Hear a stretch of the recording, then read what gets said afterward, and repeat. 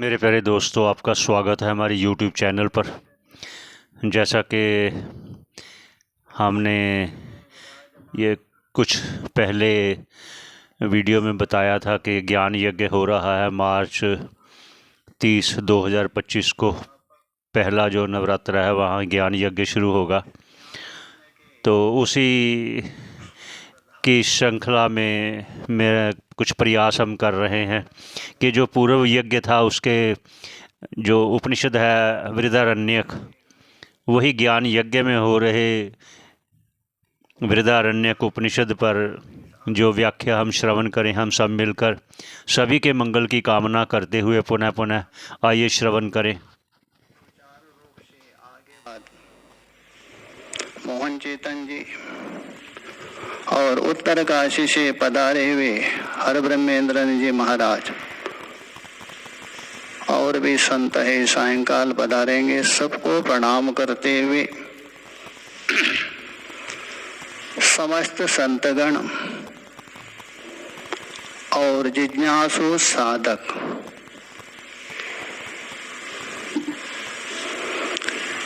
ये जो ज्ञान यज्ञ है 58 का ज्ञान यज्ञ चल रहा है। आज कितना तारीख है? 13।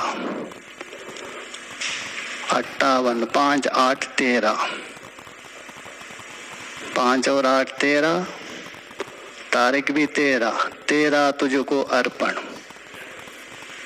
वेदांत यही सिखाता है। तो ये जो 58वां ज्ञान यज्ञ है उसमें आहुति डालने के लिए यहाँ हम लोग उपस्थित हैं।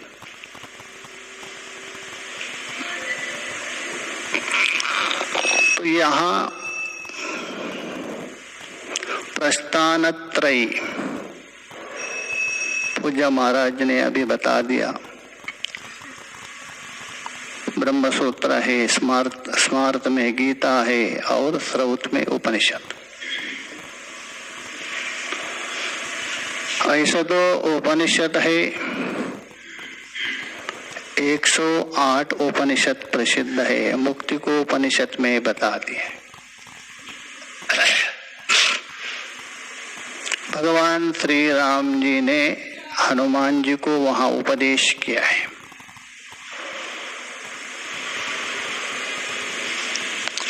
पहले कहा मांडुक्य उपनिषद पढ़ो, पर्याप्त है। और यदि उससे नहीं हुआ दशोपनिषद, तो 10 उपनिषद। तो इसलिए यहाँ जो हम लोग 10 उपनिषदों को लेकर विचार करेंगे।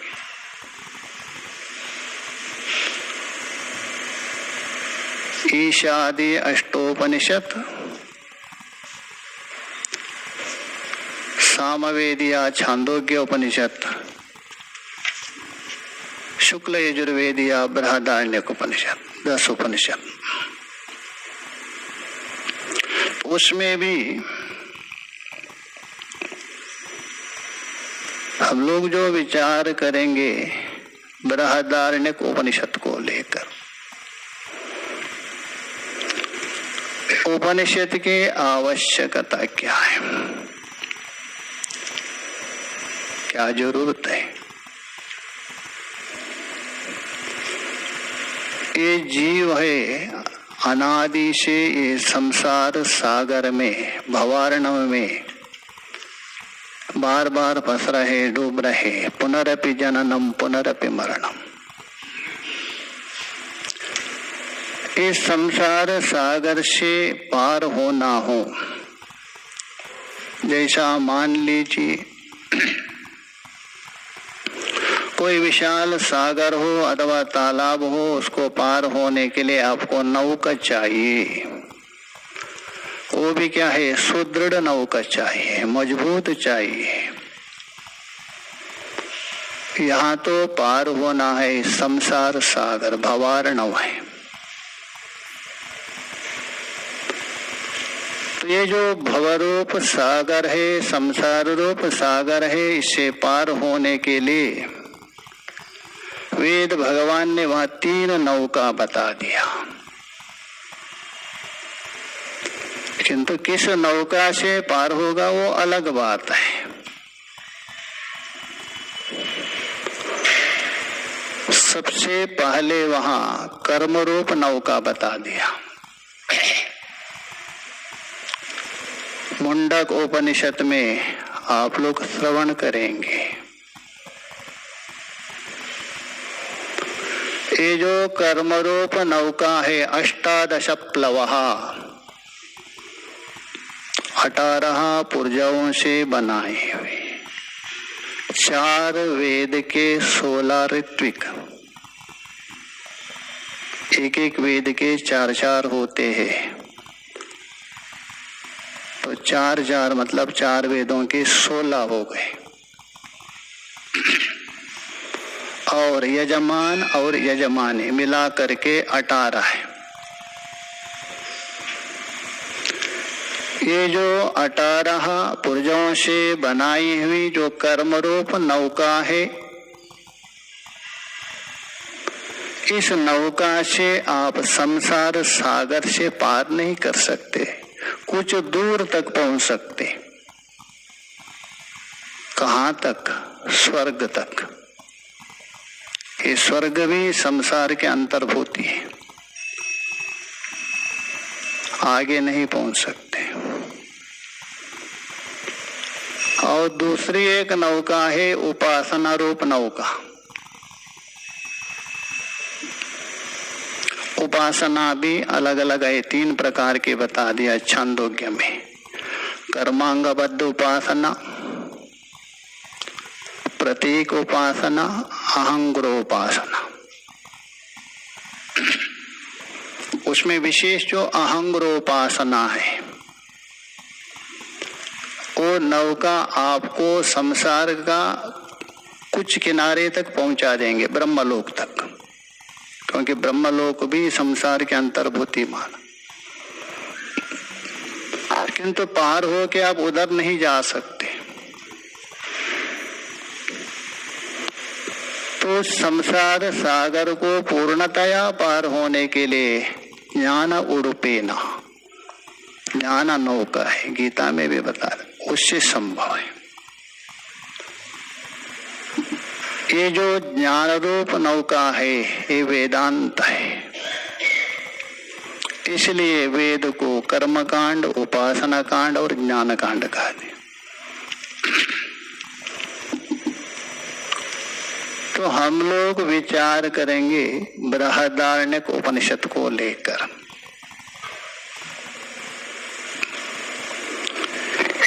बृहदारण्यक उपनिषद है वाजसेन्या ब्राह्मण अंतर्गत है।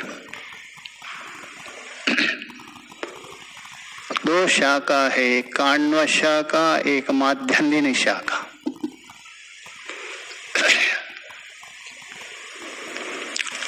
हम लोग विचार करेंगे काण्व शाखीय, क्योंकि भगवान भाष्यकार जी ने काण्व शाखा को लेकर ही भाष्य किए।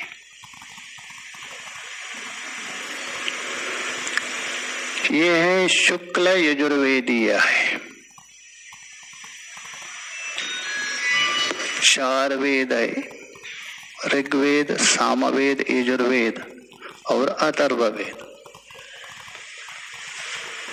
तो सामवेद उसमें केन और छांदोग्य आता है, और यजुर्वेद में ईशावास्य उपनिषद और बृहदारण्यक।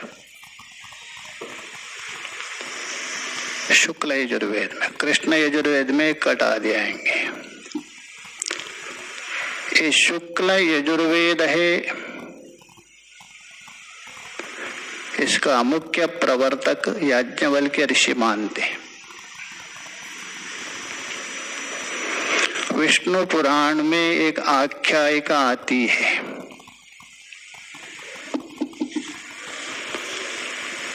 वैशंपायन ऋषि, उनके अनेक शिष्य थे, उसमें एक अग्रगण्य याज्ञवल्क्य। एक समय की बात, सारा ऋषियों ने विचार किया धर्म को लेके निर्णय लेना है, इसलिए गोष्ठी आयोजन की है। कहाँ? सुमेरु के पास। उस गोष्ठी में जैसे यहाँ ज्ञान यज्ञ गोष्ठी हो रही, उस गोष्ठी में सभी जितने भी ऋषि है सबको उपस्थित होना है। यदि किसी कारणवशात उपस्थित ना हो, ब्रह्म हत्या दोष लगेगा, ये बता दिया।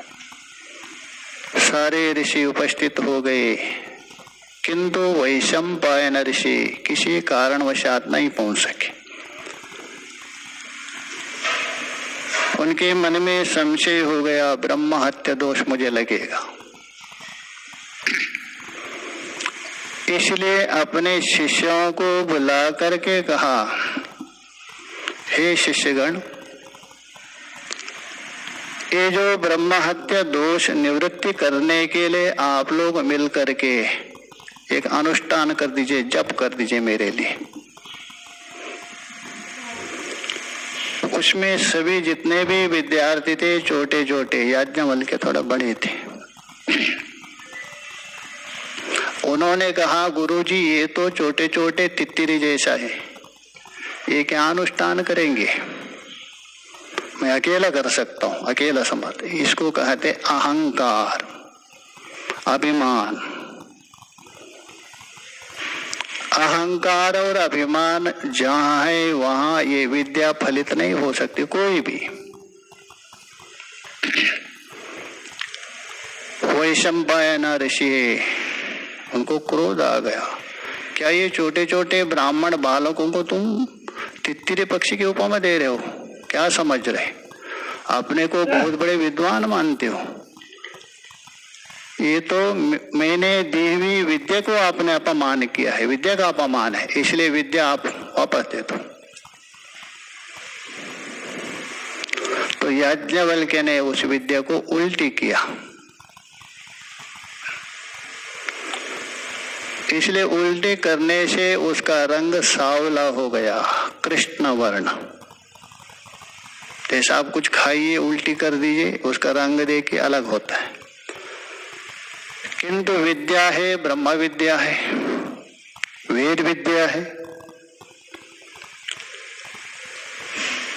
तो ऋषि ने सोचा ये व्यर्थ नहीं होना चाहिए, विद्या है।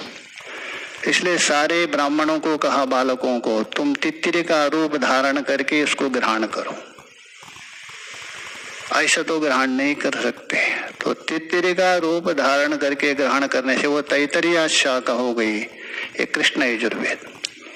वो दक्षिण में प्रचलित है, उत्तर में शुक्ल यजुर्वेद। अभी याज्ञवल्क्य के पास कोई विद्या नहीं रही। यहाँ बहुत आक्षेप हो सकता है, कैसा विद्या उल्टी की, वो तो अलग बात, इसका समाधान भी है। तो गुरु को प्रणाम करके, गुरु के आशीर्वाद लेकर, जो ज्ञान का सागर भगवान सूर्य का आराधन किया है, तो सूर्य भगवान प्रसन्न होकर याज्ञवल्क्य को सारा वेद का ज्ञान बता दिया। तो सूर्य के द्वारा याज्ञवल्क्य ने प्राप्त करने के कारण शुक्ल यजुर्वेद हो गया। आगे आएगा प्रकरण में, ये सूर्य भगवान के शिष्य है याज्ञवल्क्य। सूर्य भगवान के दो प्रचंड विद्वान, एक तो जानते ज्ञानी नाम अग्रगण्य हनुमान जी, वो भी सूर्य भगवान के शिष्य है। दूसरे है याज्ञवल्क्य। तो इसलिए इसका नाम, इस वेद का प्रवर्तक याज्ञवल्क्य माना जाता, शुक्ल यजुर्वेद। अभी जो बृहदारण्यक उपनिषद है, उपनिषद को लेके यदि विचार करे है, इसमें 6 अध्याय है, और बृहद आरण्य को लेके यदि विचार करे 8 अध्याय है। आरण्य को लेके यदि माने तो 8, भाष्यकार जी ने दोनों प्रयोग किया है। और उपनिषद को लेके है 6। तो ये जो बृहदारण्यक उपनिषद है 3 कांड में विभक्त है, 3 कांड रूप उसको। पहले वाला जो कांड है मधु कांड नाम से प्रसिद्ध है,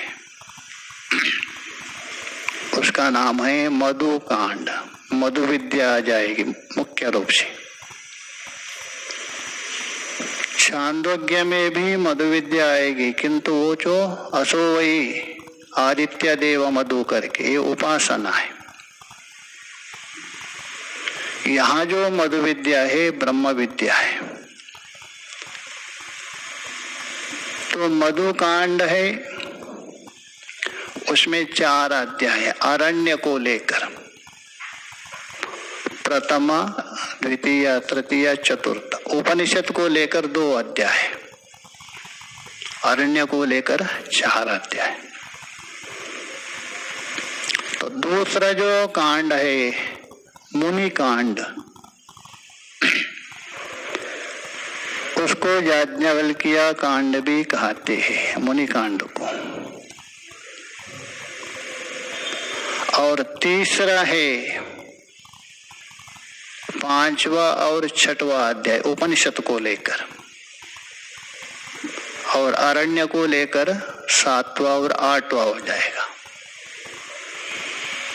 तो 5वां और 6वें अध्याय में किल कांड, किल बोल तो अवशिष्ट बची हुई जो उपासना है, वो किल कांड का निरूपण किया। मधुकांड, मुनिकांड और किल कांड। तो इस प्रकार 3 भाग में यहां देख सकते हैं आप। मधुकांड में भी तो पहले यहाँ प्रथम अध्याय में अध्यारोप करके, क्योंकि अध्यारोप अपवादाभ्याम निष्प्रपंचम प्रपंचते, क्योंकि श्रुति स्वयं बोल रही है ये तो वाचा निवर्तन्ते अप्राप्य मनसा सह। हमारे पास 2 प्रधान साधन है, एक मन अंतर इंद्रिया और दूसरे वाग इंद्रिया। ऐसा तो 11 है।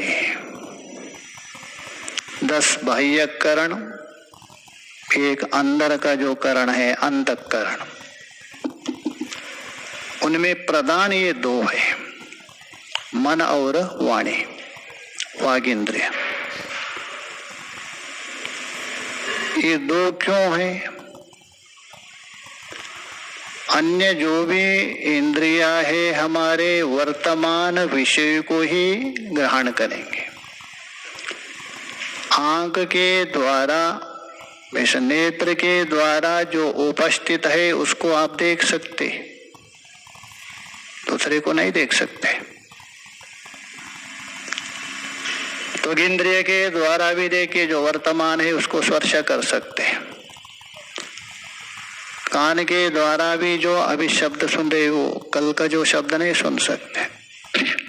किंतु 2 इंद्रिय जो हमारी ऐसी है, मन और वाणी। मन से देखिए पीता हुआ जो वस्तु है उसका भी हम चिंतन करते हैं, वर्तमान का भी चिंतन कर रहे हैं, भविष्यत का भी चिंतन कर रहे हैं। तो भूत वर्तमान भविष्य तीनों का चिंतन कर रहे हैं। वाणी से भी देखिए 10 साल जो बीत गया था उसको भी आप बोल सकते हैं, मैंने ऐसा किया था वैसा किया था। वर्तमान विषय को भी प्रतिपादन कर रहे हैं, भविष्यत को लेकर भी हम बोलते। तो इसलिए जो भूत वर्तमान भविष्यत को विषय करने वाले वाणी और मन है वही विषय नहीं कर रहे, अन्य इंद्रिय है। किम वक्तव्यम, एक कैमुत्तिक न्याय, ये दोनों का ही विषय नहीं है तो अन्य तो इंद्रिय तुच्छ है। वाणी और मन का विषय नहीं। अवांग मनस गोचरा अन्यत्र भी आते हैं। उस तत्व को जानना है, कैसा जाने। इसलिए श्रुति ने और विद्वानों ने एक मार्ग ग्रहण किया, ये अध्यारोप और अपवाद। पहले अध्यारोप किया, सृष्टि को बता दिया, उसके बाद उसको निषेध किया।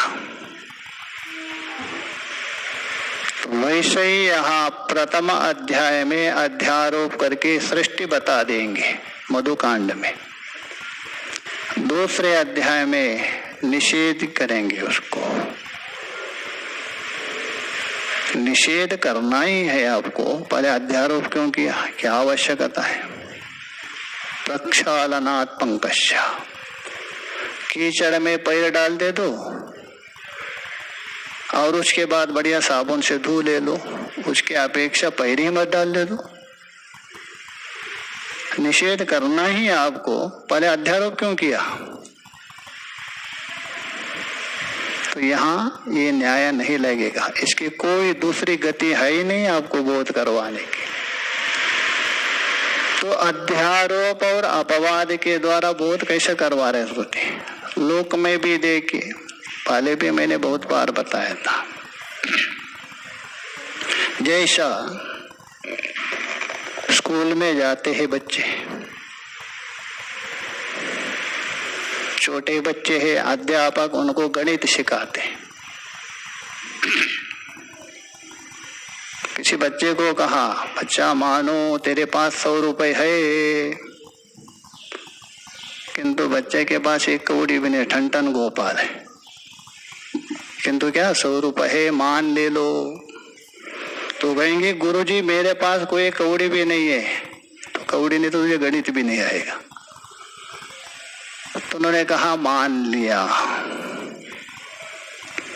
अच्छा, ये जो 50 रुपए है आपने माता जी को दे दिया, कितना बचा, 50 रुपए, और उसमें 20 रुपए है गुरुजी को दे दिया, कितना बच गए, 30 रुपए बच गए। और 10 रुपए जाके मंदिर में चढ़ा दिया, कितना बचे, 20 रुपए। और 10 रुपए का आपने कुछ खरीद करके खा लिया, कितना बच गए, 10 रुपए। और 10 रुपए आपके खो गए, कितना बच गए, कुछ नहीं। क्या पहले कुछ था, पहले भी कुछ नहीं था, बाद में भी कुछ नहीं, किंतु 50, 20, 10, 10, 10 मिलाकर 100 होता है। बच्चों को गणित तो आ गया, 50 है, 20 है, 10, 10 मिलाने पर 100 होता है। वैसे ही श्रुति, हम सब बालक है। बालक का मतलब ये नहीं, यहाँ जो बालक का अर्थ न्याय में, जो बालक का लक्षण अर्थ के न्याय में किया, अनदित वेद शास्त्र, अनदित न्याय शास्त्र, अविदित जो अन्य शास्त्र है उसको बालक है। किंतु यहाँ ऐसा नहीं, अदित सर्वशास्त्र, अनदित वेदांत शास्त्र। जिसने संपूर्ण शास्त्र का अध्ययन किया किंतु वेदांत अध्ययन नहीं किया, वो जो बालक अर्थात अज्ञानी, एक शब्द से कहना। ऐसे जो अज्ञानी बालक है हम लोग, तो ऐसे जो अज्ञान रूप निद्रा में सोए है, उसको समझा रही श्रुति अध्यारोप अपवाद के द्वारा। भगवान भाष्यकार जी ने एक जगह बता दिया, सहस्र मातृभ्यो, कट में बता दिया, एक नहीं हजारों माताओं से श्रेष्ठ है श्रुति। और श्रुति में पुनरुक्ति दोष भी नहीं है, जामाता दोष भी नहीं है, आलस्य भी नहीं है, पुनरुक्ति भी नहीं माना जाता है। इसलिए यहाँ अध्यारोप अपवाद के द्वारा बता रहे हैं, तथा ये संसार के अंतर्भूत है। वह वैराग्य प्रतिपादन करना ही मुख्य हेतु है। इसलिए यहाँ पहले अश्वमेध उपासना बताने जा रहे हैं। इसको लेकर हम कल ही विचार करेंगे समय तो। ओम शांति शांति शांति।